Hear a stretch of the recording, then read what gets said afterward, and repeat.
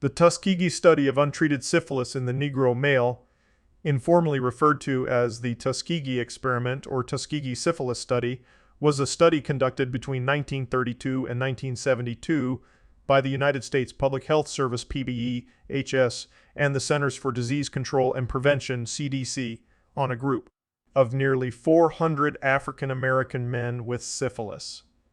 The purpose of the study was to observe the effects of the disease when untreated, though by the end of the study medical advancements meant it was entirely treatable.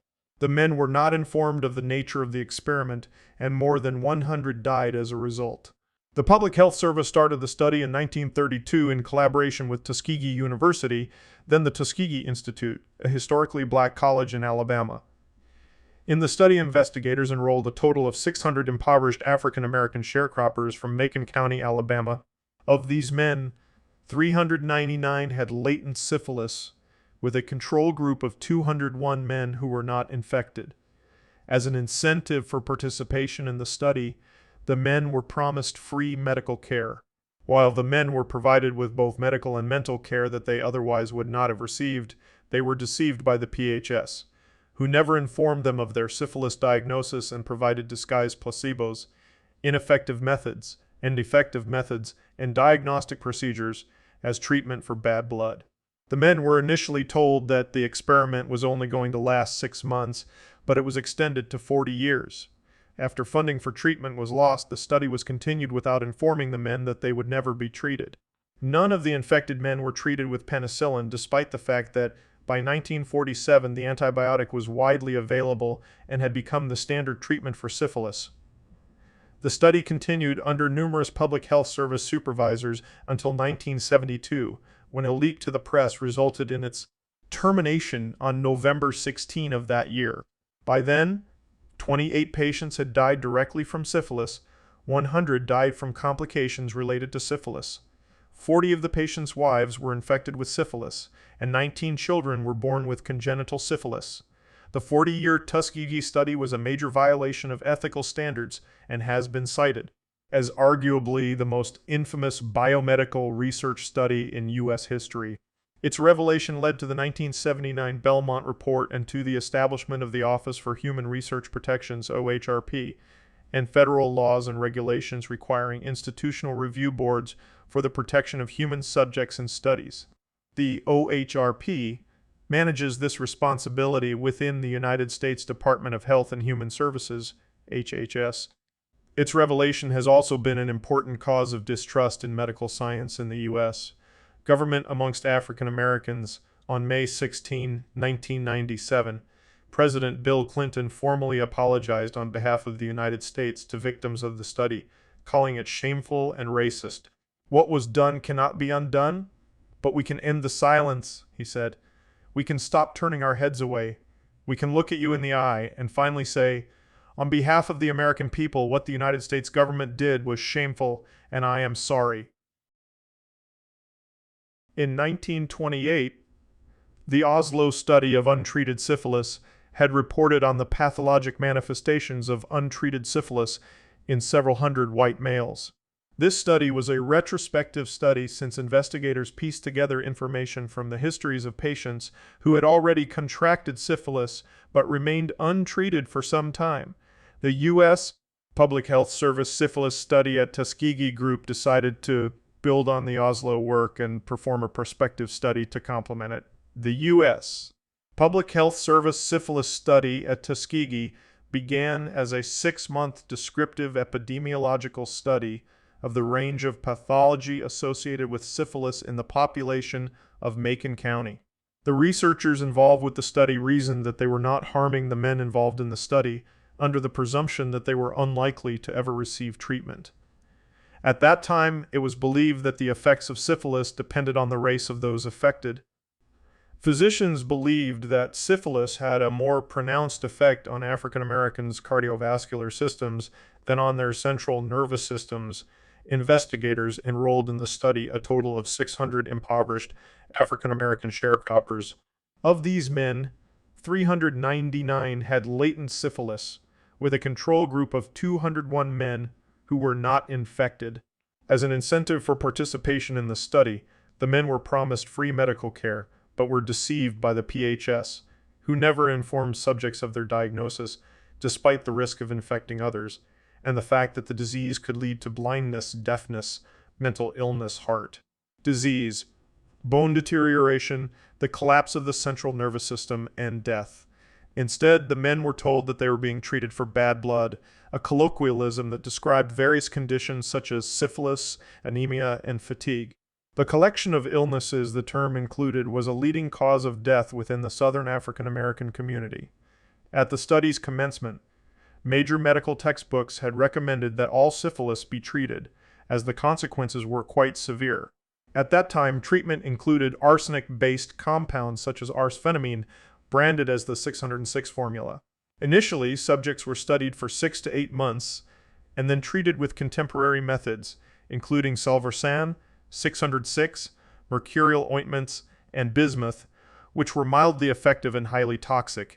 Additionally, men in the study were administered disguised placebos, ineffective methods, and diagnostic procedures, which were misrepresented as treatments for syphilis and your bad blood. Throughout, participants remained ignorant of the study clinicians' true purpose, which was to observe the natural course of untreated syphilis. Study clinicians could have chosen to treat all syphilitic subjects and close the study, or split off a control group for testing with penicillin. Instead, they continued the study without treating any participants. They withheld treatment and information about penicillin from the subjects. In addition, scientists prevented participants from accessing syphilis treatment programs available to other residents in the area. The researchers reasoned that the knowledge gained would benefit humankind. However, it was determined afterward that the doctors did harm their subjects by depriving them of appropriate treatment once it had been discovered. The study was characterized as the longest non-therapeutic experiment on human beings in medical history. To ensure that the men would show up for the possibly dangerous, painful diagnostic and non-therapeutic spinal taps, doctors sent participants a misleading letter titled "Last Chance for Special Free Treatment." The U.S. Public Health Service Syphilis Study at Tuskegee published its first clinical data in 1934 and issued its first major report in 1936. This was before the discovery of penicillin as a safe and effective treatment for syphilis. The study was not secret, since reports and datasets were published to the medical community throughout its duration. During World War II, 256 of the infected subjects registered for the draft and were consequently diagnosed as having syphilis at military induction centers and ordered to obtain treatment for syphilis before they could be taken into the armed services. PHS researchers prevented these men from getting treatment, thus depriving them of chances for a cure. Von der Leyen argued, "This study is of great importance from a scientific standpoint. It represents one of the last opportunities which the science of medicine will have to conduct an investigation of this kind." Study Dr. Murray Smith asked that these men be excluded from the list of draftees needing treatment in order to make it possible to continue this study on an effective basis. Later, Smith, a local PHS representative involved in the study, wrote to von der Leyen to ask what should be done with patients who had tested negative for syphilis at the time of enrollment in the study and were being used as control subjects, but had later tested positive when registering for the draft. So far, we are keeping the known positive patients from getting treatment. Is a control case of any value to the study? If he has contracted syphilis, shall we withhold treatment from the control case who has developed syphilis? Von der Leyen replied that such cases have lost their value to the study. There is no reason why these patients should not be given appropriate treatment unless you hear from Dr. Austin V. Dibert, who is in direct charge of the study. By 1947, penicillin had become standard therapy for syphilis. The U.S. government sponsored several public health programs to form rapid treatment centers to eradicate the disease. When campaigns to eradicate venereal disease came to Macon County, study researchers prevented their subjects from participating. Although some of the men in the study received arsenical or penicillin treatments elsewhere, for most of them this did not amount to adequate therapy. By the end of the study in 1972, only 74 of the test subjects were still alive. Of the original 399 men, 28 had died of syphilis. 100 died of related complications, 40 of their wives had been infected, and 19 of their children were born with congenital syphilis. The revelation in 1972 of study failures by whistleblower Peter Buxton led to major changes in U.S. law and regulation concerning the protection of participants in clinical studies. Studies now require informed consent, communication of diagnosis, and accurate reporting of test results. The Venereal Disease Section of the U.S. Public Health Service, PHS, formed a study group in 1932 at its national headquarters in Washington, D.C. Taliaferro Clark, head of the USPHS, is credited with founding it. His initial goal was to follow untreated syphilis in a group of African American men for 6 months to 1 year, and then follow up with the treatment phase. When the Rosenwald Fund withdrew its financial support, a treatment program was deemed too expensive. Clark, however, decided to continue the study, interested in determining whether syphilis had a different effect on African Americans than it did on Caucasians. A regressive study of untreated syphilis in white males had been conducted in Oslo, Norway, and could provide the basis for comparison. The prevailing belief at the time was white people were more likely to develop neurosyphilis and that black people were more likely to sustain cardiovascular damage. Clark resigned before the study was extended beyond its original length. Although Clark is usually assigned blame for conceiving the U.S. Public Health Service syphilis study at Tuskegee, Thomas Perrin Jr. also helped develop a non-treatment study in Macon County, Alabama. As the Health Commissioner of New York State and former head of the PHS Venereal Disease Division, Perrin was asked by the Rosenwald Fund to assess their serological survey of syphilis and demonstration projects in 5 southern states. Among his conclusions was the recommendation that, if one wished to study the natural history of syphilis in the African American race, uninfluenced by treatment, this county, Macon, would be an ideal location for such a study. Oliver Key Wenger was the director of the regional PHS Venereal Disease Clinic in Hot Springs, Arkansas. He and his staff took the lead in developing study procedures. Wenger continued to advise and assist the study when it was adapted as a long-term, no-treatment observational study after funding for treatment was lost. Raymond A. Vonderlehr was appointed on-site director of the research program and developed the policies that shaped the long-term follow-up section of the project.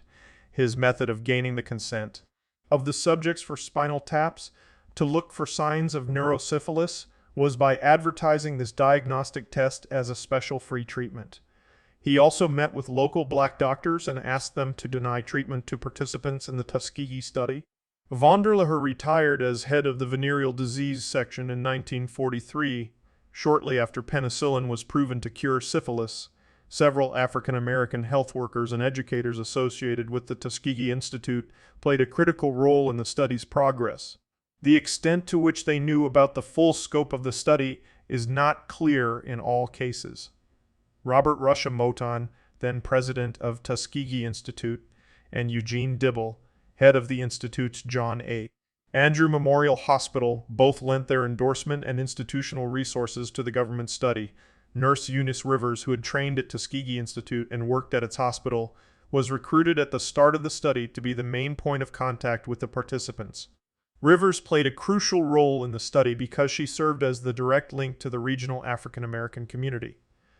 Vonderlehr considered her participation to be the key to gaining the trust of the subjects and promoting their participation. As a part of Miss Rivers' Lodge, participants would receive free physical examinations at Tuskegee University, free rides to and from the clinic, hot meals on examination days, and free treatment for minor ailments. Rivers was also key in convincing families to sign autopsy agreements in return for funeral benefits. As the study became long-term, Rivers became the chief person who provided continuity to the participants. She was the only study staff person to work with participants for the full 40 years. Several men employed by the PHS, namely Austin 5, Daybert and Albert P. Iskrant, expressed criticism of the study primarily on the grounds of poor scientific practice.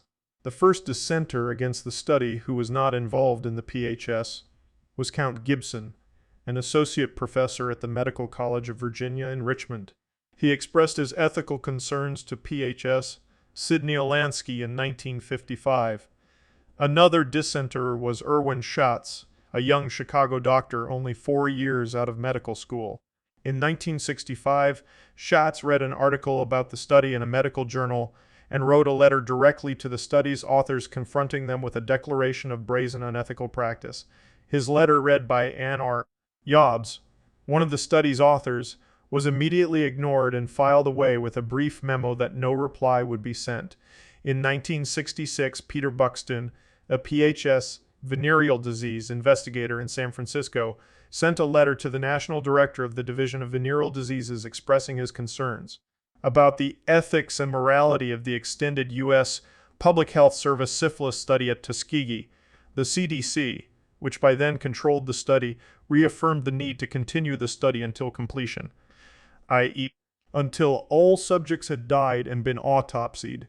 To bolster its position, the CDC received unequivocal support for the continuation of the study, both from local chapters of the National Medical Association representing African American physicians and the American Medical Association, AMAA, in 1968, William Carter Jenkins, an African American, Jenkins, an African American statistician in the PHS, and part of the Department of Health, Education, and Welfare, HEW, founded and edited The Drum, a newsletter devoted to ending racial discrimination in HEW. In The Drum, Jenkins called for an end to the study. He did not succeed.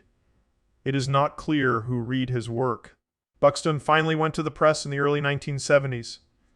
The story broke first in the Washington Star on July 25, 1972, reported by Jean Heller of the Associated Press. It became front-page news in the New York Times the following day. Senator Edward Kennedy called congressional hearings, at which Buxton and HEW officials testified. As a result of public outcry, the CDC and PHS appointed an ad hoc advisory panel to review the study. The panel found that the men agreed to certain terms of the experiment, such as examination and treatment. However, they were not informed of the study's actual purpose. The panel then determined that the study was medically unjustified and ordered its termination. In 1974, as part of the settlement of a class action lawsuit filed by the NAACP on behalf of study participants and their descendants, the U.S. government paid $10 million, $51.08 million in 2019, and agreed to provide free medical treatment to surviving participants and surviving family members infected as a consequence of the study. Congress created a commission empowered to write regulations to deter such abuses from occurring in the future. A collection of materials compiled to investigate the study is held at the National Library of Medicine in Bethesda, Maryland. In 1974, Congress passed the National Research Act and created a commission to study and write regulations governing studies involving human participants. Within the United States Department of Health and Human Services, the Office for Human Research Protections, OHRP, was established to oversee clinical trials. Now studies require informed consent, communication of diagnosis, and accurate reporting of test results. Institutional review boards, IRBs, including laypeople, are established in scientific research groups and hospitals to review study protocols, protect patient interests, and ensure that participants are fully informed. In 1994, a multidisciplinary symposium was held on the U.S. Public Health Service syphilis study at Tuskegee, doing bad in the name of good. The Tuskegee Syphilis Study and its legacy at the University of Virginia.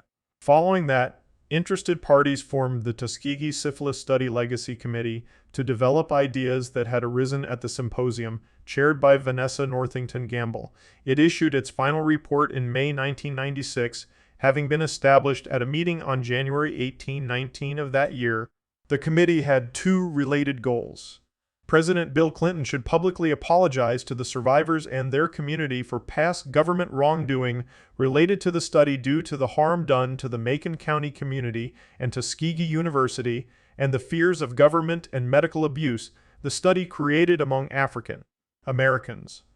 No apology had yet been issued at the time.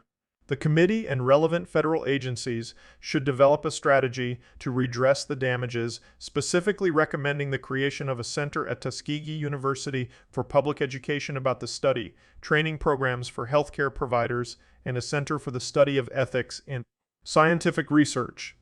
A year later, on May 16, 1997, Bill Clinton formally apologized and held a ceremony at the White House for surviving Tuskegee study participants. He said, "What was done cannot be undone. But we can end the silence. We can stop turning our heads away. We can look at you in the eye and finally say, on behalf of the American people, what the United States government did was shameful, and I am sorry. To our African American citizens, I am sorry that your federal government orchestrated a study so clearly racist." 5 of the 8 study survivors attended the White House ceremony. The presidential apology led to progress in addressing the second goal of the Legacy Committee. The federal government contributed to establishing the National Center for Bioethics in Research and Healthcare at Tuskegee, which officially opened in 1999 to explore issues that underlie research and medical care of African Americans and other underserved people. In 2009, the Legacy Museum opened in the Bioethics Center to honor the hundreds of participants of the Tuskegee study of untreated syphilis in the African American male. In June 2022, the Milbank Memorial Fund apologized to descendants of the study's victims for the role in the study. The 5 survivors who attended the White House ceremony in 1997 were Charlie Pollard, Herman Shaw, Carter Howard, Fred Simmons, and Frederick Moss. The remaining 3 survivors had family members attend the ceremony in their name. Sam Donor was represented by his daughter, Gwendolyn Cox, Ernest Hendon by his brother, North Hendon, and George Key by his grandson, Christopher Monroe. The last man who was a participant in the study died in 2004. Charlie Pollard appealed to civil rights attorney Fred D. Gray, who also attended the White House ceremony, for help when he learned the true nature of the study he had been participating in for years. In 1973, Pollard v. United States resulted in a $10 million settlement.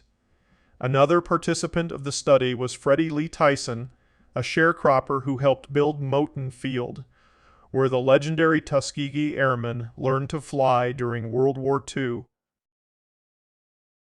Aside from a study of racial differences, one of the main goals that researchers in the study wanted to accomplish was to determine the extent to which treatment for syphilis was necessary and at what point in the progression of the disease it should be treated.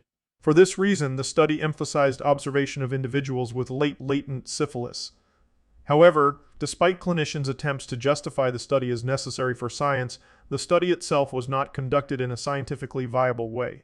Because participants were treated with mercury rubs, injections of neoarsphenamine, proteodide, salvarsan, and bismuth, the study did not follow subjects whose syphilis was untreated, however minimal effective these treatments may have been. Ustin 5. Debert of the PHS recognized that since the study's main goal had been compromised in this way, the results would be meaningless and impossible to manipulate statistically. Even the toxic treatments that were available before the availability of penicillin, according to Debert, could greatly lower, if not prevent, late syphilitic cardiovascular disease, while increasing the incidence of neurorecurrence and other forms of relapse. Despite their effectiveness, these treatments were never prescribed to the participants. The conception which lay behind the U.S. Public Health Service syphilis study at Tuskegee in 1932, in which 100 of its participants were poor, rural African American men with very limited access to health information, reflects the racial attitudes in the U.S. at that time. The clinicians who led the study assumed that African Americans were particularly susceptible to venereal diseases because of their race, and they assumed that the study's participants were not interested in receiving medical treatment. Taliaferro Clark said the rather low intelligence of the Negro population, depressed economic conditions, and the common promiscuous sex relations not only contribute to the spread of syphilis, but the prevailing indifference with regards to treatment. In reality, the promise of medical treatment, usually reserved only for emergencies among the rural black population of Macon County, Alabama, was what secured subjects' cooperation in the study. The revelations of mistreatment under the U.S. Public Health Service syphilis study at Tuskegee are believed to have significantly damaged the trust of the black community toward public health efforts in the United States. Observers believe that the abuses of the study may have contributed to the reluctance of many poor black people to seek routine preventive care.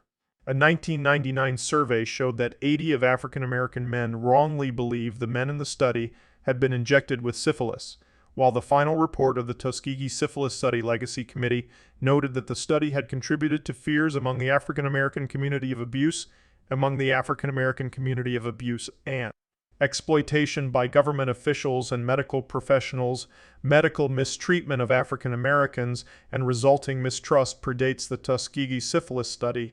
Vanessa Northington Gamble, who had chaired the committee, addressed this in a seminal article published in 1997 after President Clinton's apology. She argued that while the Tuskegee Syphilis Study contributed to African Americans' continuing mistrust of the biomedical community, the study was not the most important reason. She called attention to a broader historical and social context that had already negatively influenced community attitudes, including countless prior medical injustices before the study's start in 1932. These dated back to the antebellum period, when slaves had been used for unethical and harmful experiments, including tests of endurance against and remedies for heat stroke and experimental gynecological surgeries without anesthesia. African Americans' graves were robbed to provide cadavers for dissection, a practice that continued along with other abuses after the American Civil War.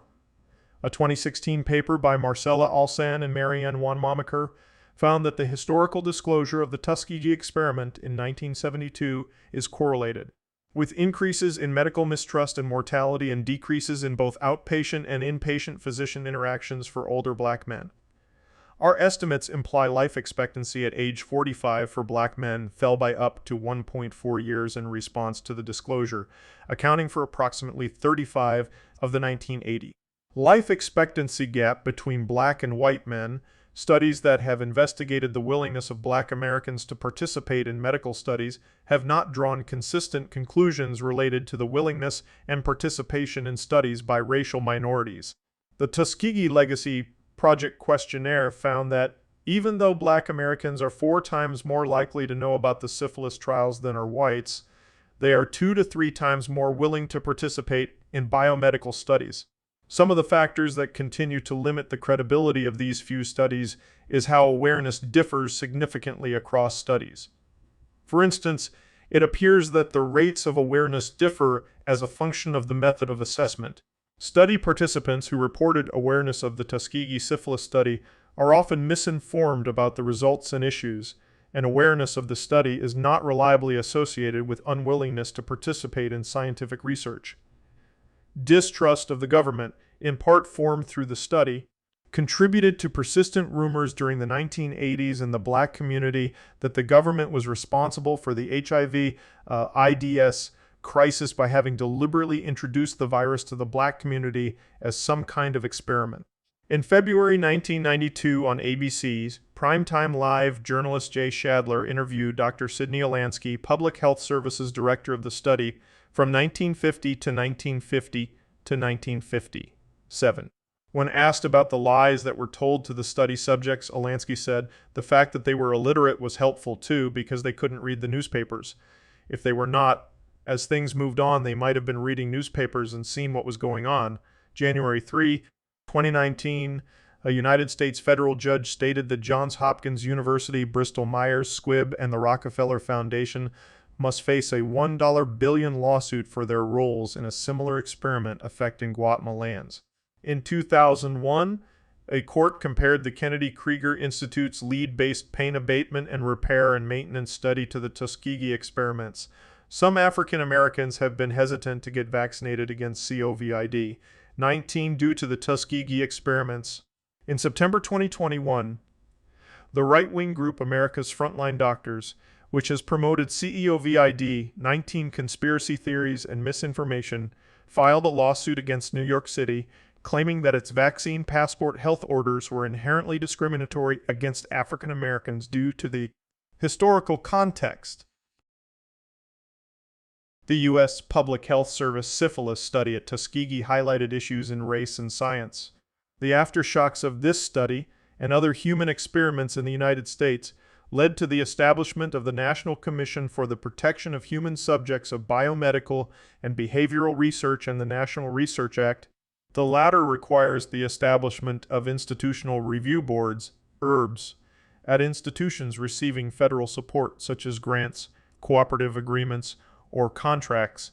Foreign consent procedures can be substituted which offer similar protections and must be submitted to the Federal Register unless a statute or executive order requires otherwise.